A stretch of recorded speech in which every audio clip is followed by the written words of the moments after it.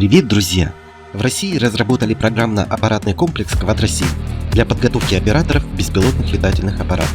Пока многими это воспринимается как игра, но в скором времени подобные программы будут обязательным элементом подготовки операторов дронов. Как сообщают разработчики движения национальной технологической инициативы, симулятор может использоваться в гражданских и военных целях для подготовки операторов дронов. Симулятор «Квадросим» разработан на движке Unity и open-source решения, не относящиеся к какой-либо стране.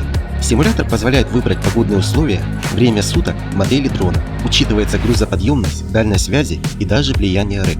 Для имитации боевых действий в симулятор добавляется военная техника с указанием ее уязвимых мест. Заявлена поддержка различной аппаратуры для управления квадрокоптером. В скором времени добавят возможность управления и FPV-дроном.